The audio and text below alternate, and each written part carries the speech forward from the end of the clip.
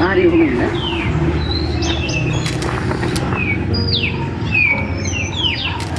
Support එක මින්ටු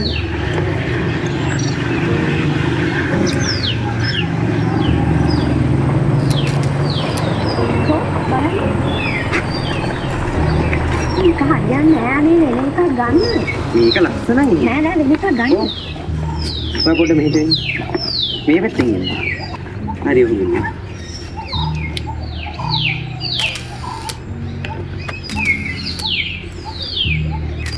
ඔය නේ ඒක හරියට ෆොටෝ එකක් ගන්න බැයි දානේ. යන්නේ මේක ලස්සනයි මේ. එන්නේ අය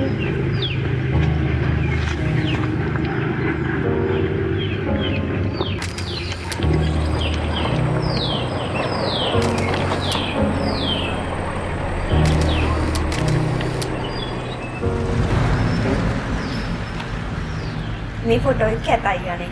මේක ලස්සනයි. ඔයාට තේරෙන්නේ නැද්ද කියන්නකෝ. ඉතින් ඔයාට ඒක ෆොටෝ එකක්වත් හරියට ගහන්න බෑ නේද? බලන්න ඕනේ. අනේ මේක ලස්සනයි මට නම්. ඔයාට අනේ හොඳනේ මේක. මේ අමුතු ගතියක් තියෙනවා මේ. අනිත් එක බලන්නකෝ. මට ඒකේ පේන ගතියක් නැහැ අලි. අනේ මන් දන්නේ.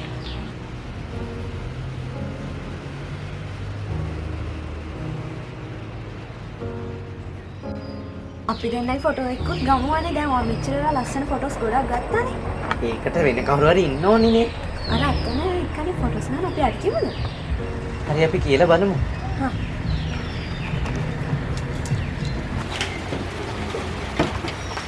Excuse me නංගි.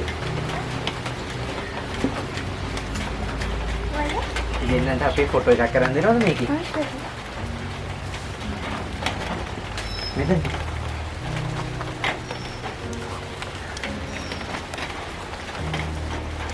ඔයකට පොඩ්ඩක් ළඟින් පාර.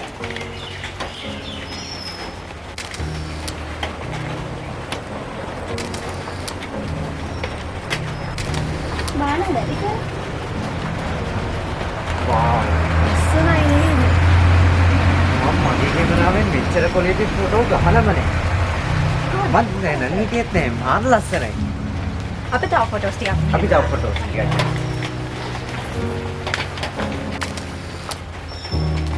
ඔය දැන් තාත්තා කරලා ළඟින්මද? හරි.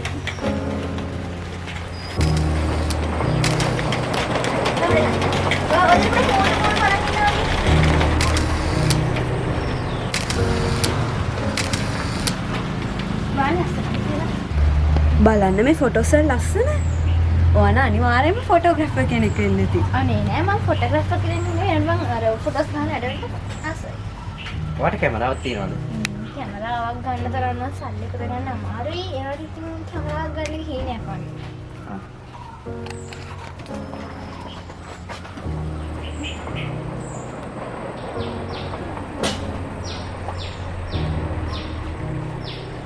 Excuse me. අපි මේ කැමරාව ඔයාට දෙන්න. ආ.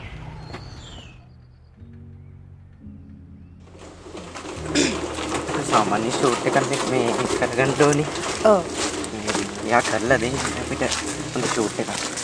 එයා මේ ප්‍රසිද්ධ කෙනෙක් කියලා කියන අපේ normal shoot එකක් නේ කරන්න ඕනේ. දසුන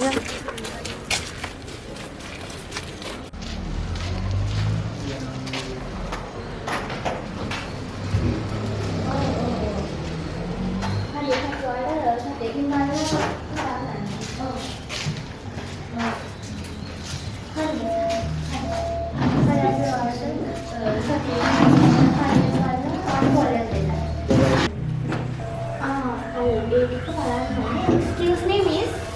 අපි හරි ගිය සතියේ කරපු ෂූට් එක ඒ ටික හරියද? ඔය හරි. හරි.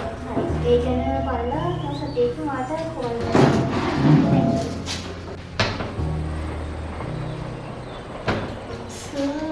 ඔයාලට මොකද නැද්ද?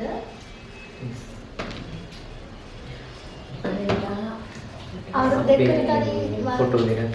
පාර්ටියක අතරම කැමරාව දීලා ගියා නම් ඔයානේ. ඔයාට මතකද මෙයා? මට මතකයි මෙයා. අනේ